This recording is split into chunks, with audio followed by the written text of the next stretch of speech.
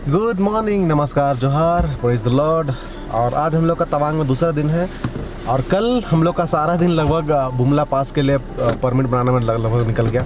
अभी हम लोगों ने अपना परमिट जो है वो वहाँ पे आर्मी वाला के यहाँ दिया है, वहाँ से अप्रूव होता है तो हम लोग जाने के लिए मिलेगा। तो कल शाम को हम लोगों ने दे दिया था वहाँ आर्मी के ऑफिस में।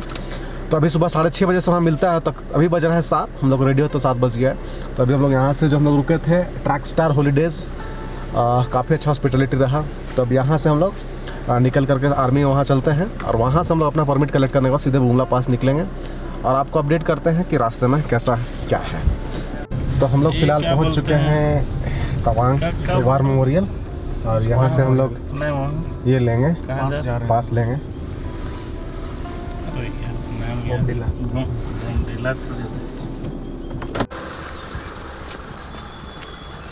तो अभी हम लोग जा रहे हैं पास लेने के लिए और वहाँ से हम लोग पास लेंगे। अगर हम लोग का परमिट ओके हुआ है या नहीं देखते हैं, 2 मिनट का काम है।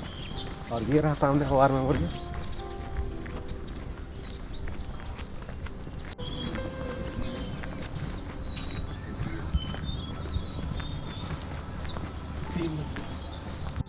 तो फिलहाल जो है हम लोगों ने अपना पास बना लिया है। ये परमिट हम लोग का यहाँ पे तवांग वार मेमोरियल से मिल चुका है। अब हम लोग सीधे अपने गाड़ी की तरफ में चलते हैं और यहाँ से हम लोग सीधे निकल चलेंगे। आगे 1-2 जगह पर हम लोग फिर से एंट्री कराना पड़ेगा और यहाँ से सीधे निकल करके अब हम लोग चलते हैं तवांग की बुमला पास की तरफ में।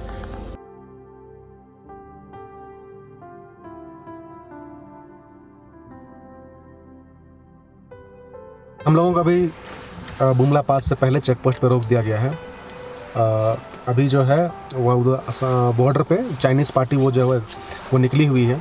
तभी जितने भी आर्मी जितने भी टूरिस्ट को रोक दिया है, जब तक चाइनीज़ पार्टी जो है वो अपने बेस पे नहीं जाती है या वापस नहीं होती, तब तक हम लोगों को यहाँ पर रोक कर रखा जाएगा। तकरीबन 1.5 घंटे का समय अभी बोला गया है। तो अब वेट करने के सिवा तो कुछ है नहीं है, क्योंकि पानी आ रहा है, बाहर लोग घूम भी नहीं सकते हैं। तो अब वेट करेंगे और इंतज़ार करते हैं कि कब हम लोगों को यहाँ से आगे जाने दिया जाता है। बुमला पास हम लोग कब पहुँचते हैं।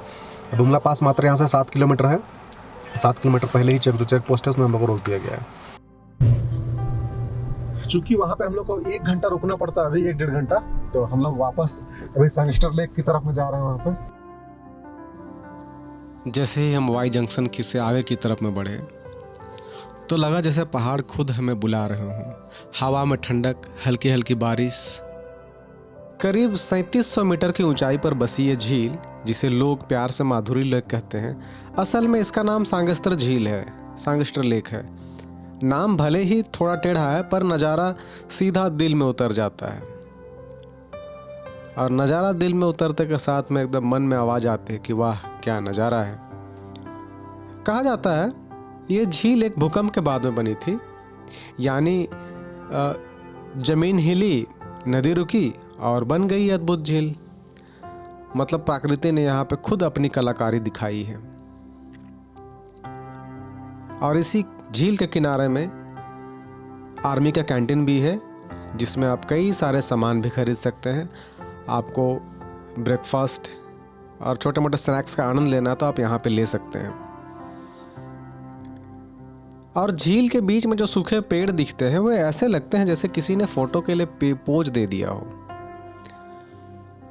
यहाँ आते आते ठंडी हवा इतनी तेज चलती है, चेहरे पर फ्री फेस स्पा मिल जाता है।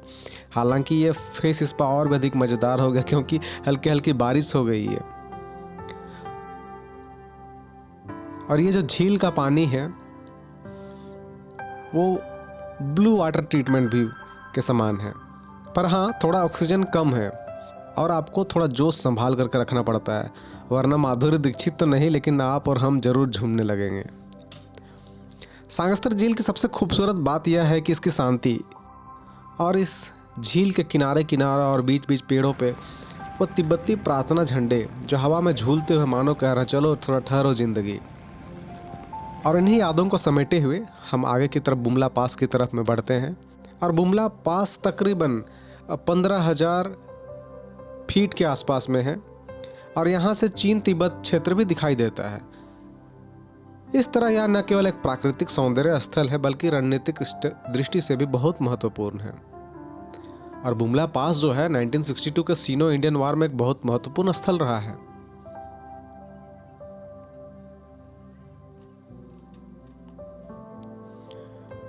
और ये जो बुमला पास है तवांग से तकरीबन 37 किलोमीटर दूर है और ये वही सीमा है जहां भारत और चीन आमने सामने हैं। यहाँ हर इंच ज़मीन पर हमारे जवान 24 घंटे पहरा देते हैं, ठंड हो, बर्फ़ हो, तूफ़ान हो, और ये भारत माता की रक्षा में सदा जुटे रहते हैं। वैसे यहाँ पे कोई कांटीला तार या उस तरह का बाड़ नहीं लगाया हुआ है, बस एक म्यूचुअल अंडरस्टैंडिंग है कि ये जो फलां जगह की ज़मीन है यहाँ से वहाँ तक वो अपनी है और वह बाकी उनकी है।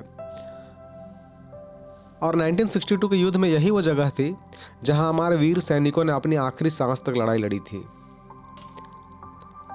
आज भी जब आप बुमला पास पहुँचते हो तो बर्फीली हवा आपको छू कर मानो कहती है ये ज़मीन शहीदों की गवाही देती है। बुमला पास की यादों को अपने हृदय में समेटे हुए हम आगे की तरफ में वापस तवांग की तरफ बढ़ते हैं। यूँ तो ये जगह छोड़ करके जाने का मन नहीं कर रहा था, लेकिन हमें आज के ही आज दिरांग तक जाने का प्लान था, या तो हो सके तो उससे भी आगे कवर करने का इरादा था हमारा। तो हम इस खूबसूरत सी जगह से निकलते हैं, हम छोड़ करके आगे की तरफ बढ़ते हैं और कुछ दूर चलने पर हमें कुछ फ्लावर्स दिखे पर्पल कलर के और जो काफ़ी खूबसूरत थे। पौधे तो नहीं थे पर बस यूं ही घास की तरह में उगे हुए थे और बस उस खूबसूरती को देखते हुए हम लोग रुकते हैं। और ये फ्लावर्स काफ़ी खूबसूरत लग रहे थे, क्योंकि कहें तो एक तरह से ये कोल्ड डेजर्ट है, जहाँ जहाँ भी घास है वहाँ पे ये खूबसूरत से घास के जो फ्लावर्स हैं वो काफ़ी खूबसूरत लग रहे हैं। और ये ऐसी जगह में तो हमारे जगह में तो मिलेंगे नहीं, तो फिर बस हमने इसको देखा। और इन्हें फूलों को देखने के क्रम में मुझे कुछ कुत्ते दिखाई पड़े और मेरी गाड़ी में कुछ बिस्किट थे, तो मैंने इन डॉग्स को देना शुरू किया। उनमें से एक छोटा सा क्यूट सा प्यारा सा छोटा सा डॉग था, पपी था, जो वैसे डर तो रहा था, काफ़ी घबराया हुआ तो था, लेकिन उसने बिस्किट खाए अच्छे से। और उसके बाद में काफ़ी सारे डॉग्स वहाँ पे जमा हो गए। और वैसे एक बात तो है, यदि आप पहाड़ों में कभी आप अकेले चलते हो तो कहीं ना कहीं से ये डॉग्स आपको कोई ना कोई डॉग आपको मिल जाएगा और आपके साथ तब तक चलेगा जब तक आप अपने डेस्टिनेशन तक पहुँच ना जाओ।